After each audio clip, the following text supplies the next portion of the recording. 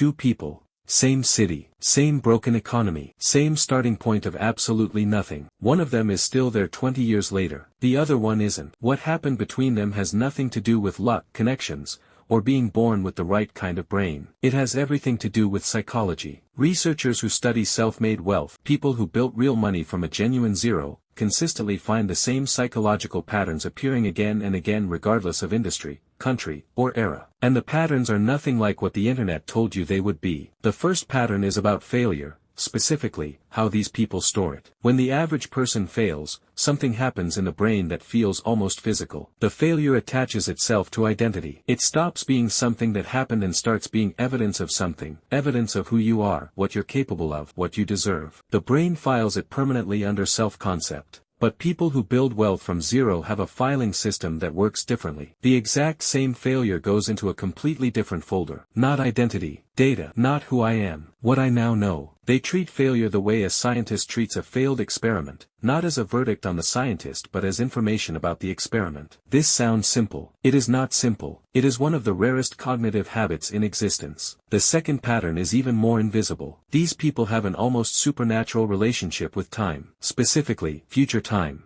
Here's a thought experiment. Think about yourself 5 years from now. How vivid is that person? How real do they feel? For most people, the future self is genuinely abstract, a blurry concept that exists somewhere ahead but doesn't feel like a real person with a real life that is being built or destroyed by today's choices. Psychologists have a term for this: future self-continuity. And studies show that people with low future self-continuity make financial decisions the same way they would make decisions for a stranger, with little care for that person's long-term well-being. People who build wealth from zero have unusually high future self-continuity. Their future self feels as real and present as the people sitting in the room with them. When they make a decision, any decision, that future person is in the room, watching, being affected, and that changes everything. The third pattern is the quietest one, and it might be the most important. People who go from nothing to wealth have an unusual relationship with their own narrative. Most people, consciously or not, have a story they tell about themselves. And that story contains limits. It contains a certain type of ending. It contains sentences like "people like me don't usually," and that kind of thing doesn't happen to people from where I come from.